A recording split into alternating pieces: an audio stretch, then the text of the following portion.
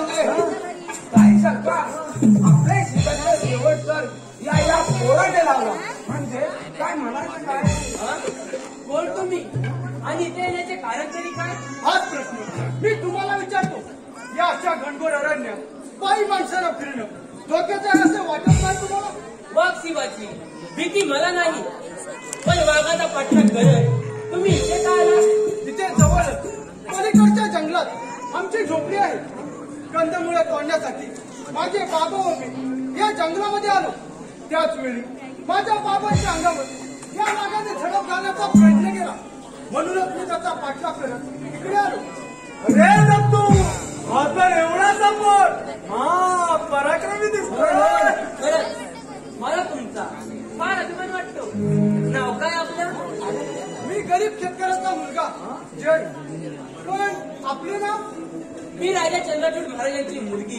राजेश्वरी काय राजकुमारी राजेश्वरी गरीबांचा मुद्रा घ्या आशीर्वाद असो माझी चूक झाली असल्यास क्षमा करा अरे रे असं वेड्यासारखं काय करताय मला तर तुम्ही फार आवडला आपली परवानगी असेल तर हात आहे माझ्या पण आपण तर राजकुमारी आहात मी तर एक गरीब माणूस जय प्रेमात लहान मोठा गरीब श्रीमंत जात भात असा भेदभाव नसतो ओ राजकुमारी बाई तुम्ही पुढे वा मी आले मार खोटा पाच पिता पाच पिता अरे म्हणजे काय म्हणायचं अरे मित्रा या अरण्यात फिरून फिरून मला फार भूक लागले तेव्हा खुटा मारल्याशिवाय दळण कसं लागणार असा आहे तर कसा फार हुशार असतो बाई मी पुढे वा म्हटलं ना बरोबर चल बघ तू त्यांचं आपलं काय तर चालू दे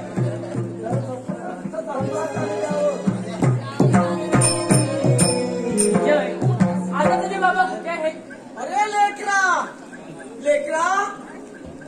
बाबा तू ठीक आहेस ना होय बाबा त्या वाघाचा मी चांगला समाचार घेतला अरे पण ही मुलगी कोण अगदी राजघराण्याची दिसते होय बाबा राजा चंद्रचूड महाराजांची कन्या राजेश्वरी काय राजेश्वरी म्हणजे आपल्या झोपडीपाशी कर वसुली करण्यासाठी तो नीट प्रदा यांचाच नव्ह होय त्यांचा डाव हाणून पाहण्यासाठी मी ज्यासोबत लग्न करायचं म्हणते बाबा आपली काय हरकत हे कसं शक्य आहे पोरी म्हणजे तुझ्या बापाला राजा चंद्रचूडाला हे पटणार नाही आम्ही गरीब साधी माणसं आमच्या गरिबांच्या झोपडीत तुला झोपाही येणार नाही तेव्हा हा वेडेपणा सोडून एखाद्या राजकुमाराशी लग्न करण्यात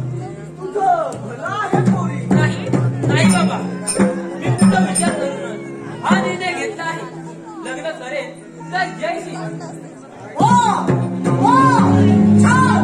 शब्दशः राजाची खरी राजकुमारी राजेश्वरी छान पहा आपल्या मुलीचा प्रताप आणि एका शेतकरी मुलाबरोबर राजेश्वरी पिताश्री तुम्ही आणि इथे रंगाचा बेरंग झाला अगं राजकुमारी तू आणि एका कवडीमोळ्या नागरिकाबरोबर अगं तुझ्या या भेटावर वागण्याने राजा म्हणून घ्यायला राज वाटल्या मला प्रधानजी बोला मला वेळच आता गेला मला पिताश्री माझा थोडा ऐकून तरी घ्या मला तुझं काहीच ऐकायचं नाही काय बोलायचं आहे ते राज मला गेल्यानंतरच प्रधानजी बोला मला या राजद्रोहाला कठोरात कठोर शिक्षा द्या माझे राजघराण्यातील स्त्रियांवर डोला ठेवण्याचं धाडस मला थोडाच होणार नाही कसं प्रधानजी तुम्ही एक चांगलं केले नाही अरे गोरगरिबांना लुटणाऱ्या नरधमा तुला एक दिवस ही प्रजा तुझी जागा दाखवल्याशिवाय राहणार नाही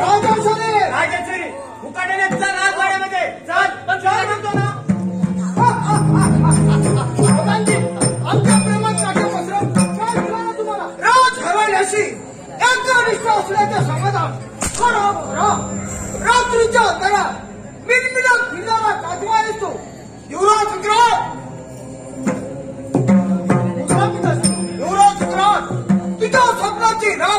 बेईमानी करणाऱ्या हराम पडला आपण योग्य ते शिक्षा द्यावी. परत आपल्या वर्गात हे नाव नाही असे हे राजा काबीज करण्याची वेळ अगदी जुळून आले. राजा चंद्र सुधारत आपला विश्वास बसला आहे. सरळ सांगून ऐकलं तर ठीक, नाहीतर त्याचाही मुर्दा पाडणार. याचा मी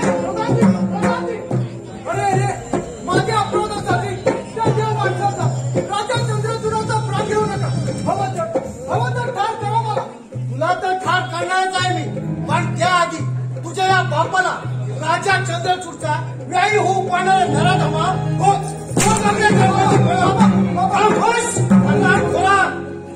शिपाई युवराज युवराज युवराज युवराज शिपाई या हरामखोराला काय करा. अरे पण असं बघतोस काय? पकड पकड या पोराला. शिपाई आम्ही गरीब साधी माणसं आम्हाला सोडून द्या. उकडच्या गमच्या कशाला मारतो? आम्ही मोठी माणसं, तुम्ही छोटी माणसं. छोटी नाही रे, साधी माणसं. कोण म्हणतो छोटी माणसं? आमच्यासारख्या सर्वसामान्य प्रजेमुळे तुम्ही राजकारण करतात हे लक्षात ठेवा. बस कर तुझे. माझ्या पोराला मारू नका. दया करा. हरामखोरा तुमच्यासारख्या राजद्रोह्यांना एकच शिक्षा ती म्हणजे मृत्यूदंडाची. हरामखोरा विक्रम हे काय करतायस तू? माझ्या प्रेमात येणाऱ्याला मी जिवंत सोडणार नाही. त्या कोमल राजेश्वरीला फुलासारखी चुरगळताना तुला राग होत होती ना? हरामखोरा आज तुला मी जिवंत या कलियुगात 11वा अवतार घेऊन आणि या दुर्मिळ राक्षसाचा असं त्याचबरोबर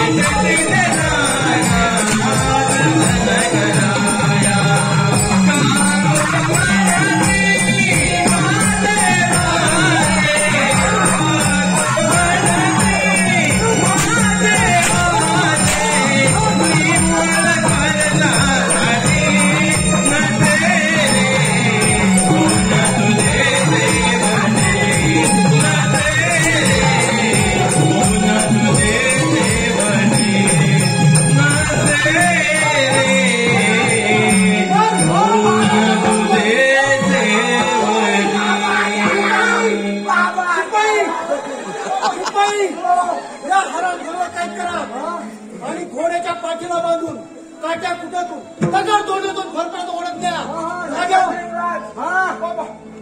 काय बाबा बाबा लावलंय शिपाई हरामखोरांना खोल तरी फेकून द्या. कोण्या कुत्यांची मजा होऊ दे. चला चला मी पाहतो